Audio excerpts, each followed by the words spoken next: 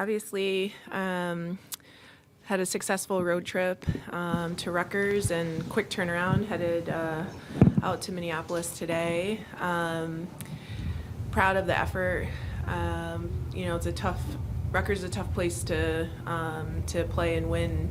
We haven't played particularly well there the last 2 years. We snuck one out my first year and did not last year. And so, I think that first half they held Sarah to 2 points, and I thought Natalie was really instrumental in hitting big shots, and I feel like our ball movement was really good in that game as well, and just for us to lead from start to finish, and then obviously Sarah came on really strong in the second half, which helped to really solidify the win. But Brooke Schrammick, I thought, did a really nice job as well, and really a full team effort. Coach, one of the things, at least defensively, your defensive field goal percentage has been something that's gotten better, from last year to this year. And it's actually, when you look at conference play, it's actually one of the lower ones in the league. But just can you talk about that aspect of the team and kind of obviously you got Sarah back there as a shot blocker, and that helps. But what are some of the other aspects that have really kind of helped, your team on that end of the floor?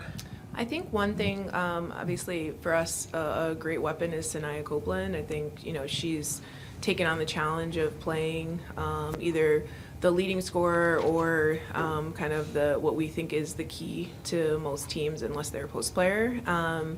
And as you alluded to, Sarah, obviously with the rim protection, but I also think it's our kids really understanding personnel and what we're trying to do, whether it's in ball screen defense or, playing in the gaps a little bit more, and, just trying to dictate the shots that people are taking and then just give them one shot and be able to convert.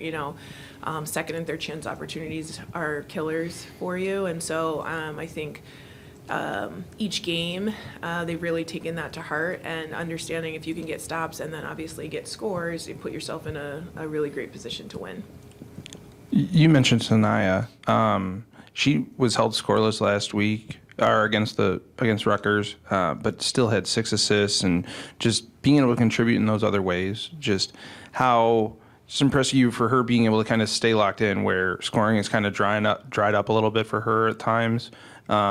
When they're kids, it can lead to one bad thing can lead to another. For her to still be able to make an impact like that, especially defensively, just how impressive is that based on her kind of scoring kind of dipping?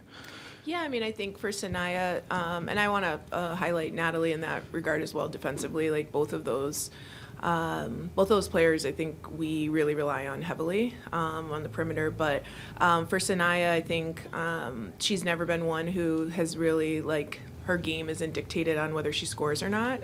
She really takes pride in the defensive end, and obviously being able to dish out that many assists, you're still impacting the game even if you're not putting the ball in the basket. And so for her, we challenged our perimeter. Nat, I feel like, answered that challenge, and Brooke answered the challenge that we needed more additional scoring, right? We couldn't just rely on Ronnie and Sarah to be able to do what it is that we wanted to do. And on any given night, that could be somebody else. So if it's not Sanaya, then Natalie stepped up, Brooke stepped up, obviously Ronnie. And so, for Nye, I think it's really about whatever the team needs, and similar to Nat, whatever the team needs in order for us to win.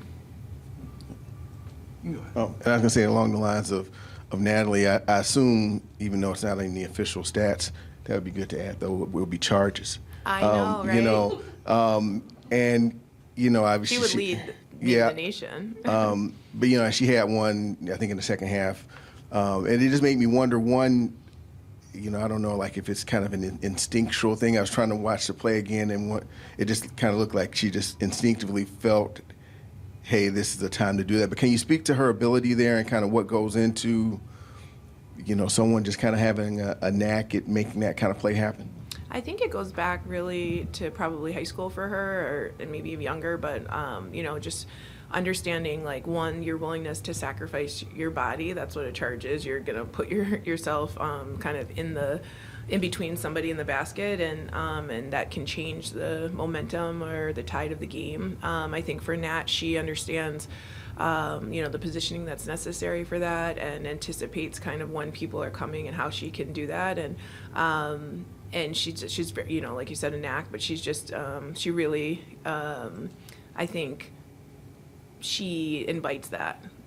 She wants that opportunity she knows how emotionally kind of the way the game can change when you take a charge that really gets your team going. And it's something that she has always done for us since she's been here. Even in practice, she would take a charge. And so I think, I don't know if there's necessarily like a school for taking charges, but she'd probably be an excellent professor there.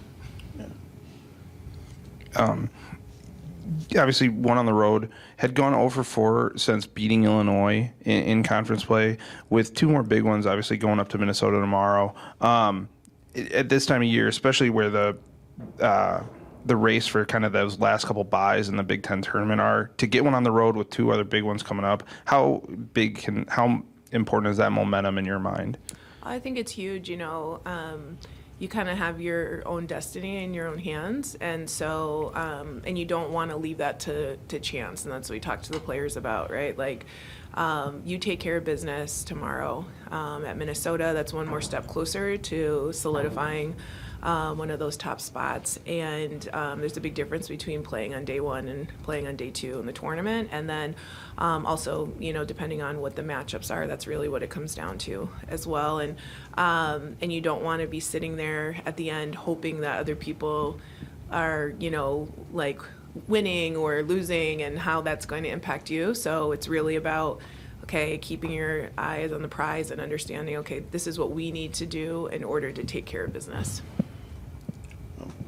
You've been asked a lot about Sarah and kind of, what she's been. Who's this Sarah person? Yeah, Sarah. Yeah, okay. But yeah, you've been asked a lot about her development this year, and I guess I'm wondering, as she's kind of been going on this run of doubles and really just in general, kind of progressively gotten better as the season going on. I guess I'm wondering, has there been any effect, maybe even in a positive way? Do you see? I guess I'm wondering, does she seem more confident? Are you seeing anything that makes you say that, hey, she's really kind of starting to, grasp, hey, that I can really be a special player? I think so. I mentioned, I think I was talking to Cindy Brunson the other day before the broadcast of the Indiana game, and I was walking out with her after she had broke the record, and we were just leaving the gym at the same time, and I just said to her, like, are you proud of yourself? And she's like, well, I'm not done yet. And I said, well, no. I said, that's more like you're satisfied. I said, there's a difference between being proud and being satisfied. And I said, I think you can absolutely be proud and still not satisfied with, and still have more to accomplish. And so then she goes, okay, then yes, I am. I'm proud of myself, but there's still a hunger there for things that she wants to get better. She's, wants to continue to be able to impact our team, obviously. But I do think, to your question, yes, her confidence has continued to rise. I think she's put a lot of work in, obviously, on her perimeter game, and she was all kind of back to the basket in the past. And so her being able to knock in threes, her being able to hit high post jump shots, and kind of when the banging kind of has, and we made adjustments in the second half at Rutgers and kind of moved around a little bit more so they couldn't key in on her with the doubles. I think her skill set improving and her confidence in that helped, both our team, but also her just feel even more impactful. Yeah. And a quick follow-up on Sarah, when she's not in the game, does that prevent maybe your guards from being as aggressive, or do they, from a defensive standpoint, or does that really not work that way in terms of how you play defense? Well, I think when she's not in, I think opposing teams are like, their eyes are lighting up like, okay, let's try to pound the ball inside, and I think from an aggressive standpoint, then we're talking to our guards about, okay, who can we help off on, who can we dig in, how can we crowd the paint a little bit more, and so I think that's probably where maybe they're not as kind of stretched out on the perimeter as much. We want to try to shrink the court a little bit more, because if they beat the first line of defense, the offense, then Sarah being there as a secondary defender and helping at the rim, or even just they throw up a shot, her going and getting rebounds. It's different than, when Brooke's in there. But I think Brooke she battled the other night defensively. They had two physical post players at any point in, and so it really depends on the matchups too. What has stood out in your mind, or what's just been the biggest key to this current run?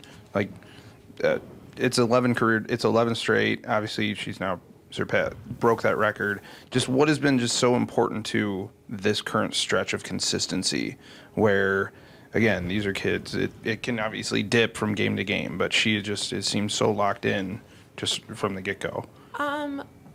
I don't know if it has anything to do with the record at this, but I don't know if it ever did, but I think it's more about, for her, it's like the other night she was like, I almost had 20 rebounds. Like the desire to try to do something that she has not done before, knowing that also helps our team win, but pushing herself beyond where maybe even she thought she was capable of going. And so, when you look at her conditioning and stamina last year to this year, her ability to be on the floor for longer stretches, to play, relatively foul free. I keep saying that, hopefully it doesn't jinx myself. But, I think that she realizes, she is a dominant force, and how she can continue to be even more dominating. And I think that just builds with each game. She's starting to shed that demure personality that you described in the preseason, or is she still kind of Sarah at her heart?